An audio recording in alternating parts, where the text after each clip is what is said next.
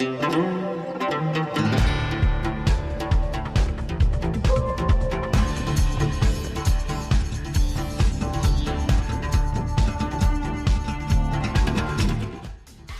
and welcome to InFocus. This is Jabbar Al-Ubaidi. Today is a historical day for the country, the United States, and also to the people of the United States. As we know, Juneteenth is being recognized as a national holiday, and actually started today, which is Friday, June 18th. And yesterday, President Joe Biden actually signed this bill to make the day as a federal and a national holiday in the country. And at that day, or yesterday, the Vice President, Kamala Harris, really says something I thought is very deep in terms of capturing the meaning of the Juneteenth. She said, throughout history, I'm quoting the Vice President, Kamala Harris, throughout history, Juneteenth has been known by many names: Jubilee Day, Freedom Day, Liberation Day, Emancipation Day, and today, a national holiday. So today is a national holiday. With me through Zoom, Dr. Kevin McCowan is a faculty associate with the Martin Richards Social Institute for Social Justice at the Bridgewater State University, and Sydney Merrow. She is the director of Legacy Center at the Bridgewater State University to talk about this National Day and the celebration of this holiday. So let me start with Sydney. What this day means to you as an African American, as a woman, as educators, as administrators, as American citizen? Mm-hmm. Well, it's very critically important, and I am over the moon that we finally were able to pass this legislation. The importance is that it's yet another stepping stone to identifying the needs of Black and Brown people in America. We have strived to make this country the country that it is from the very, very beginning, with blood, sweat, and tears, and lots of adversity as we did this work that we were forced to do in order to make this country what it is today. So I think recognizing Juneteenth is a very important step, and more so because I am of the mindset that the more we know about our history, the better off we'll be as a people. And I can honestly tell you that I'm 63 years old, and I probably was in my 30s before I even heard of Juneteenth. It wasn't something that we learned in our history class at all. And I am ashamed, but I will admit, the first time we were hearing about Juneteenth, the story was that it took a year for them to reach Texas to inform the enslaved people there that they had been emancipated, and it was actually 2 years.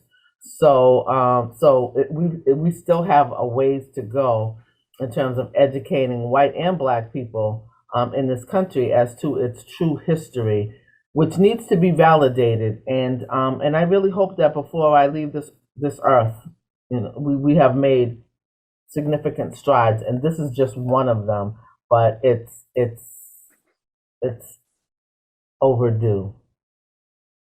Is it overdue, Kevin?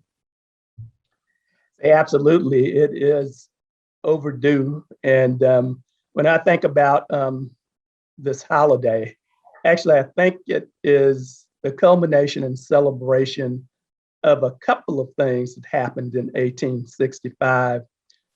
So the passing of the 13th Amendment, so that happened in 1865. It passed Congress in January of 1865, and the states ratified it on December 6th, 1865. So this Juneteenth date kind of falls in between those two. So all of that has significance in freeing enslaved people across the country, and especially the focus on Texas. And as you both know, I'm from Houston, Texas, which is about 40 miles away from Galveston, Texas, where General Granger rode in and announced to the enslaved folks of Texas that they were free. And as Sydney said, it's like 2.5 years after the Emancipation Proclamation. So Texans, African-American Texans got the word on June 19, 1865. It's something that was celebrated in my family. I remember my grandparents and my aunts and uncles talking about how they celebrated it as children. And actually my cousin Karen has videotaped my Uncle Herman, who is 91, and he's sharing his experiences about growing up in Houston and Juneteenth. And one more thing, my mother and father said that there was a park in Houston, an amusement park, Playland Park.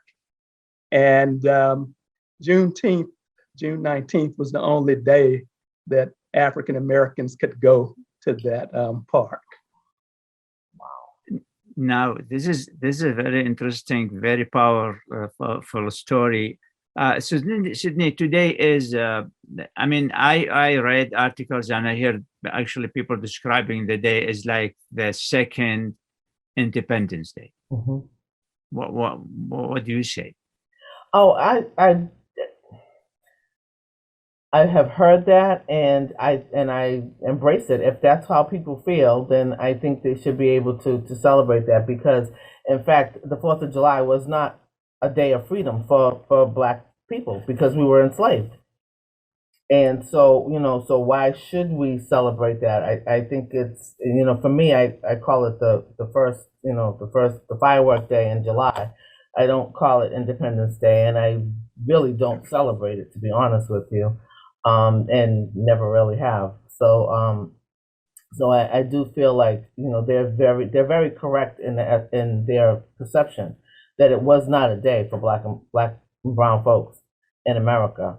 And what's more significant is, as I grew up in Roxbury, Massachusetts, which is a very large population of Black people, and I know that when Juneteenth became more prevalent in this area, and I can't even remember the first year, we had a gathering at Franklin Park that became a huge event, and people, Bostonians from all over the country, would make it a point to make Juneteenth their vacation so that we could all get together and celebrate. And it's been over 20 years now that they've had this celebration in Roxbury, and it's huge, and it's very, very significant, because it's a way for people to connect to their roots, to tell stories, to be able to share with their children and their grandchildren, because we've lost the ability to storytell. We haven't lost the ability. I think we've lost the will, because we can always tell a story, but it doesn't seem to be happening as much as it used to. And so our children are really bearing the brunt of not knowing their histories, especially in their families. So this is a great opportunity for folks to get together and engage in that way. And I think it's important. So Kevin, Sydney mentioned about, like people, and this is very true. People probably, especially young people, they have not heard about Juneteenth, and now it's a national day. So what's the remedy for that? Wouldn't that be necessary to re-envision the curriculum, teach the kids in elementary and above? Not only in reference to Juneteenth, but absolutely we have to update and adapt current curriculum in K through 12 education to reflect the full depth and breadth of history. So we've gotten one version of it in school, and we get the other version of it from our African American, Black and Brown elders. So those were the people who passed it down. Certainly in my family, it has been passed down from like one generation to the next as a form of oral history. So that's the way that it was passed down in my family. But definitely, we have to have a concerted effort to make sure that the entire story is told. And that's from pre-kindergarten through grade 12. 4-year-olds are not too young to learn about racial differences and racial justice. Mm-hmm. And coast to coast, but you know, that grade level and across the country, we. Yeah, you know, but it is the first Friday in the history. I mean, what this message be kind of really send to the, not to the United States or the people in the United States, but the whole world, because it's the first Friday in the history, in the recent history of United States, where this becomes relevant. And so when you talk about this day and the concept of this day, and of course to commemorate, you know, all the end of slavery in the United States, how much of relevancy to the concept of and the practice of social justice and equity and inclusion in this country? Kevin? Well, certainly it's intricately connected to social justice and the long arc of getting to this point. And as Sydney noted earlier, we still have quite a bit more work to do, but it says a lot when we have the US Congress sign off and pass a bill commemorating this as a national holiday. Unanimous in the Senate, almost unanimous in the House. There were 14 naysayers in the House of Representatives who, for various reasons, didn't think that this should be a national holiday. They were quibbling about the name of it. So we still have folks who are resistant to acknowledging true history and the entirety of history. But it is heartening that this has become a national holiday, and just it's connected in so many ways. I know Kimberly Crenshaw talks about intersectionality, so certainly that comes into play too, and makes me think about Dr. Caretha Mitchell's book, From Slave Cabins to the White House, where she's talking about how Black women and African American women had to create home for their children under some pretty severe circumstances. So it's all interconnected. You can't really dissect it and take it apart. Sydney? I'm sorry, I had lost my thought. I was thinking about the recent controversy about the banning of ethnic studies in our classrooms. And the stark reality for me is Western European history is what we study, and is that not an ethnicity? Are we just going to, I mean, how do we just decide to rename something because it's convenient at the time?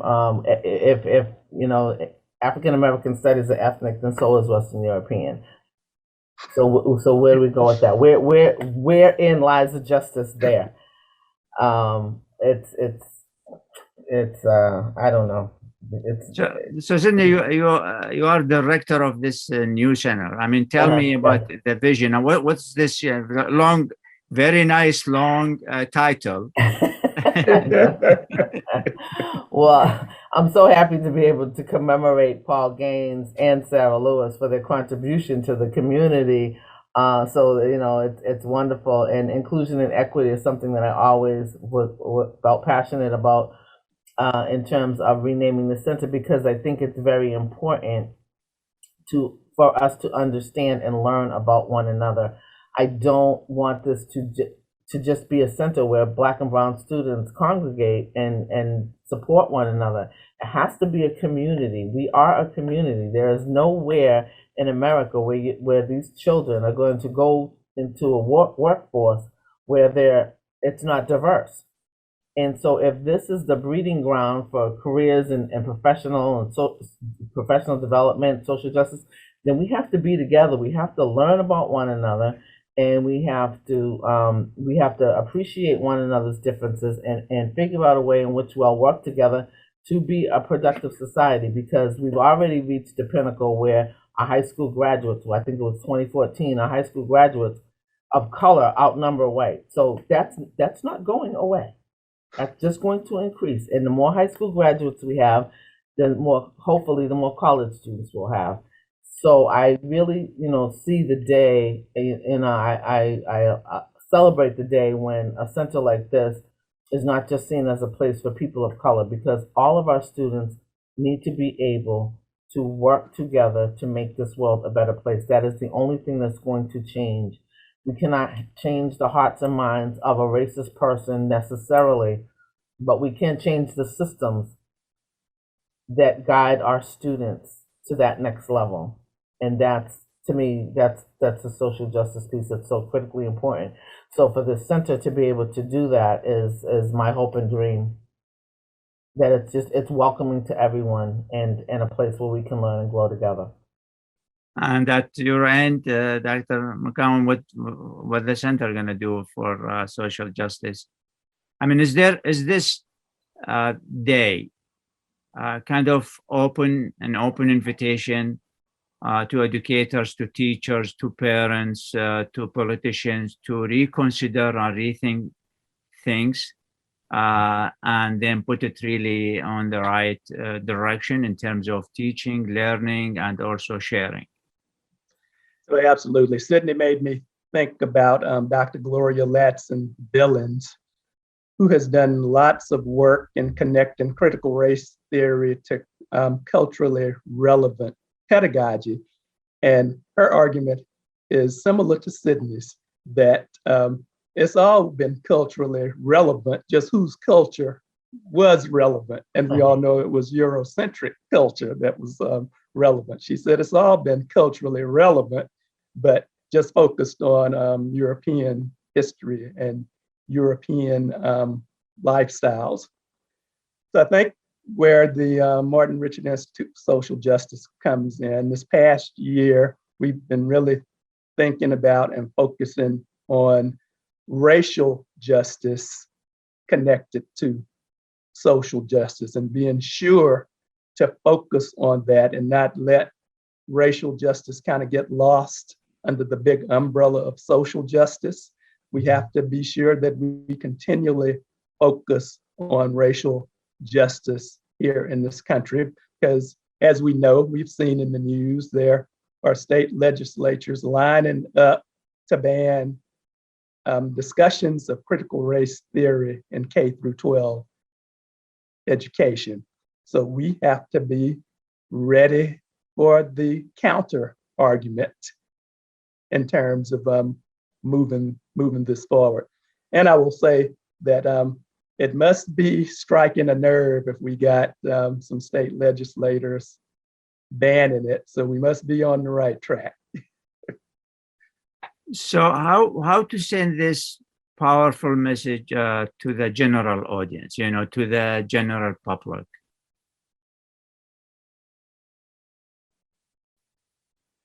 Well, I think that it's going to take a concerted effort.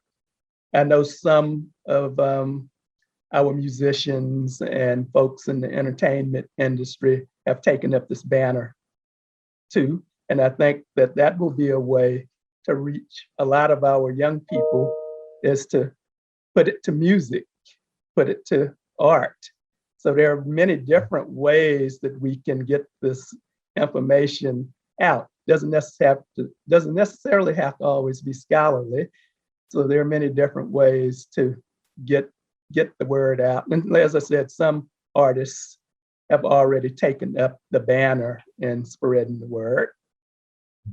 I think what Kevin made me realize is, in thinking about the different dates of the Emancipation Proclamation, and we need to probably look at, well, I will look at ways in which to engage the students when they're on campus, because Juneteenth will never be a time when students are here.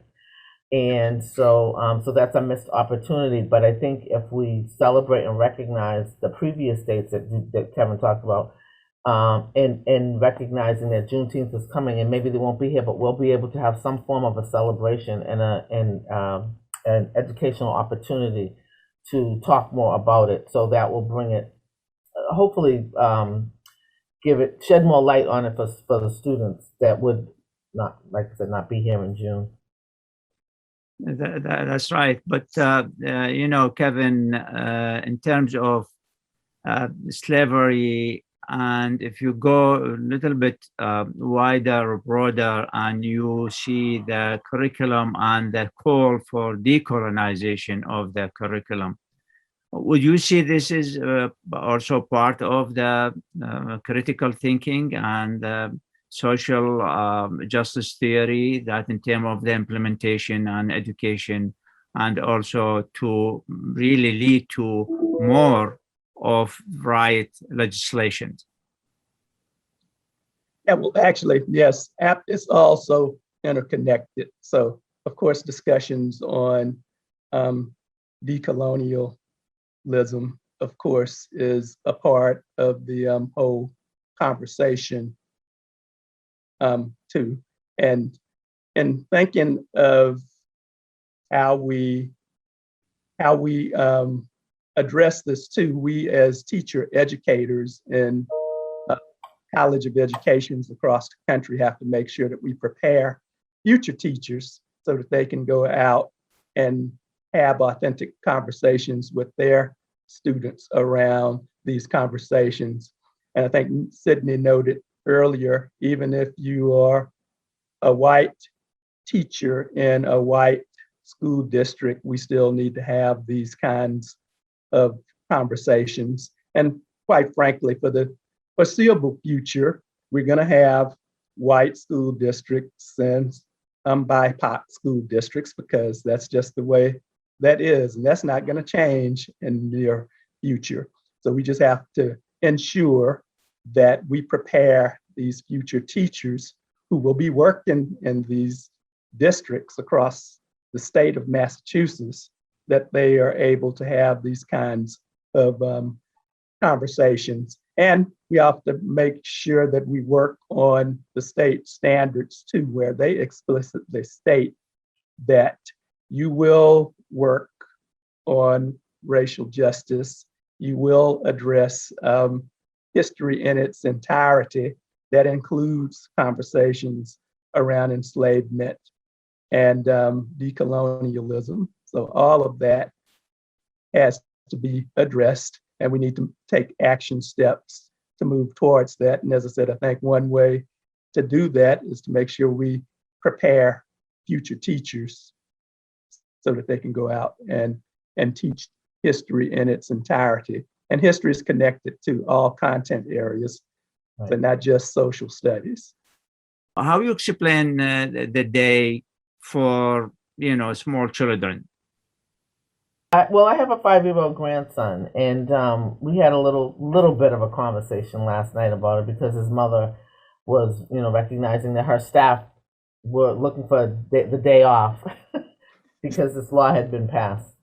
That's some folks, and so it's difficult because when we talk about enslaved people and not slaves, so there's the change in language. And he doesn't really know what that was, but we just talked about once upon a time, Black people were brought over here. They were forced to be here. They didn't have the luxury of wanting to be here, and they had to grow the crops. They had to produce the goods that helped build these wonderful colleges that we have in New England, that sit on indigenous lands. That's my next pet peeve.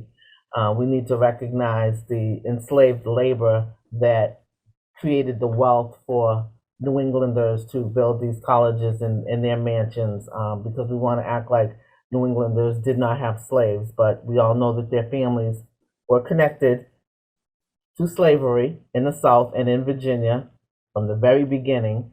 And so, a lot of these buildings that we, that are our historic sites were built on the backs of Black people.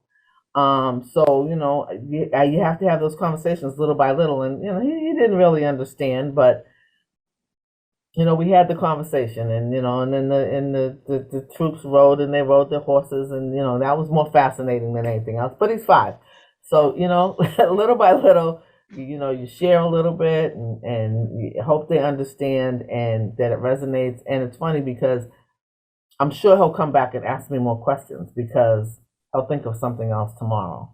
And so that's how I think we need to treat our children. We tell them little by little, and what sticks.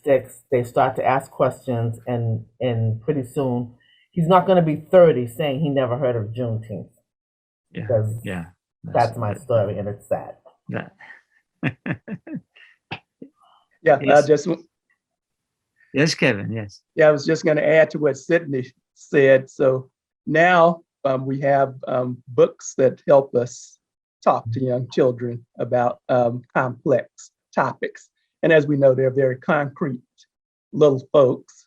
So we can't have an abstract conversation with them. We have to break it down and make it real for them, as Sydney's example highlighted. Some of it they're going to get, and as their thinking becomes more abstract, then they remember these stories that they've been told. So that's why it's important even for kindergarten teachers to start talking to children about these kinds of conversations, and they can understand the concept of fairness and not being paid to go to work. So you set up scenarios for them and you connect it to very concrete examples. Thank you, Dr. McCown, of course, faculty associate with Martin Richard Institute for Social Justice, Bridgewater State University, and director Sydney, my friend and sister, director of Legacy Center at Bridgewater State University. Thank you for the conversation. Congratulations, and hope to follow up and see more of really bright days for the country, for the world, and social justice for all. Thank you for watching InFocus, and we'll see you next week.